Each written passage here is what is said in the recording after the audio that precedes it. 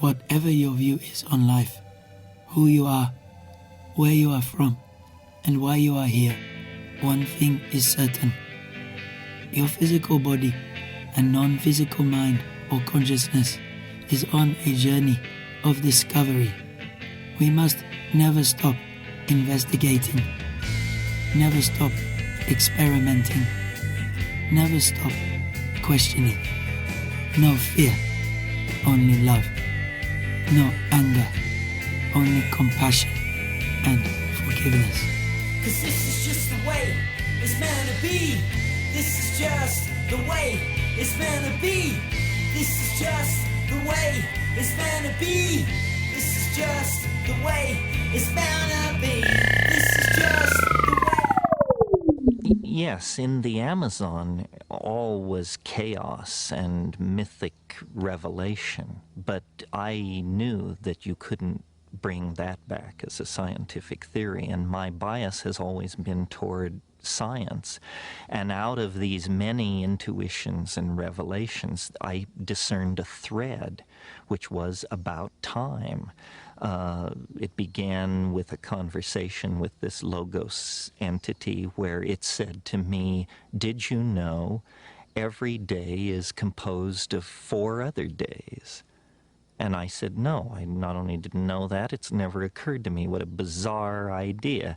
Well, so this idea then of a time being a resonance created by other times, not immediately before or after it, as in scientific causality, but somehow a day centuries ago, centuries in the future, come together to create an interference pattern that creates the unique moment.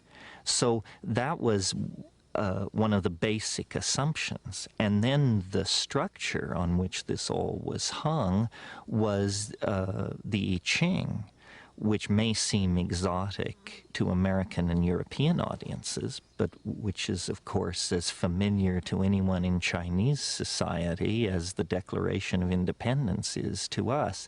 And what is the I Ching? Well, it's a very ancient method of divining and predicting the future, based on the idea that every moment can be symbolized by a unique ideogram, which is somehow its essence, much in the way that science believes you can explain all nature with 108 elements. The ancient Chinese took the position that time itself was made of elements. My style of thinking is scientific enough that if I were to say to somebody, I propose a revolution in physics based on what I know about an ancient Chinese divinatory system, that would seem foolish to me. It seems occult. It seems unscientific. Why should an ancient Chinese book of divination hold any insight whatsoever for modern physics? But the uncanny thing about the I Ching is that it seems to work. Even in the hands of its critics, it seems to work. So let me try out a metaphor on you, which I think makes much more clear what's going on here. Visualize for a moment sand dunes. And notice, when you look at these sand dunes in your mind, that they look like wind. Sand dunes look like wind in some sense. Well, then analyze the situation. What is wind? Wind is a pressure variant phenomena that fluctuates over time. In a way, the sand grains moved about by the wind are like a lower dimensional slice of the wind itself. And from photographic analysis of dunes, you can calculate the speed and duration of the wind that made them. So the dune is a lower dimensional slice of time, of the wind ebbing and flowing that made it. Well, now let's change the metaphor a little bit. Instead of grains of sand, let's think of genes. Instead of a windstorm, Let's think of 1 billion years of evolution. It moves the genes around in a pattern which is a lower dimensional slice of the force which created the situation. In other words, on every living organism, there is the imprint of the higher dimensional force which made it. Now, somebody could say, well, that's God. Well, but in a scientific context, we don't speak like that. But whatever it is that made blind matter into whales, squirrels, and human beings, it left its calling card inside each human being, each squirrel, each whale. That's the DNA. Well, the DNA codons are based on a system of 64, exactly like the I Ching.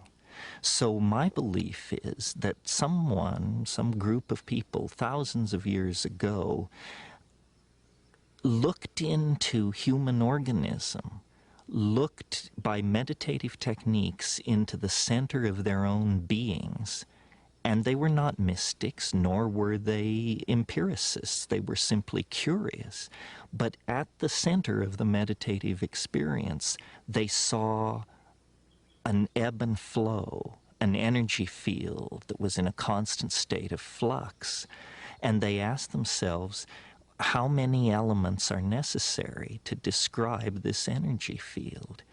And the answer was more than 10, less than 1,000, more than 20, less than 500. And when they finally got it worked out, lo and behold, 64 situations are all the possible potential situations there are. Out of 64 subtypes of time, you can create everything from the coronation of Queen Mary to the resignation of Madonna, out of 64 types of time. So really, what the I Ching is not a book of Chinese mysticism. It's a book of molecular dynamics that sees through biology to the physics that allowed biology to come into existence. And I'll argue this with anybody in the field, regardless of how hardcore an empiricist they claim themselves to be, because I think the coincidence between the structure of the I Ching and the structure of the DNA is staggering. It's not a simple correspondence between 64 and 64. All the processes that occur in DNA can be easily modeled with the 6-line hexagrams that make up the I Ching. It's almost as though Western science was fascinated by energy. For 5,000 years we pursued understanding energy. And this process ends with thermonuclear explosions in the deserts of the American Southwest. We can light the fire that burns in the heart of the distant stars. We know how to do that. That's what the Western mind achieved, political issues aside. The Eastern mind was not interested in energy. It was interested in time.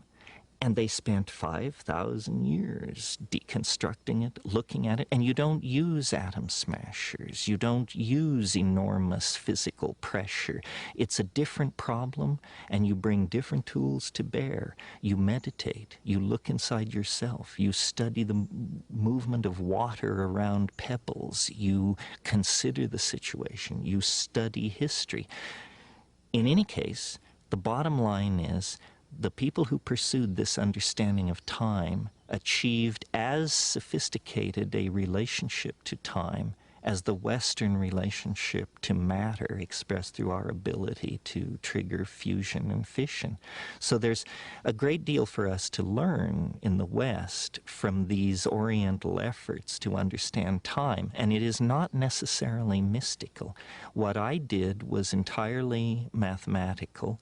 It's not transparent to a person who has not studied mathematics. But to a professional mathematician, it's utterly trivial. There's nothing occult about it.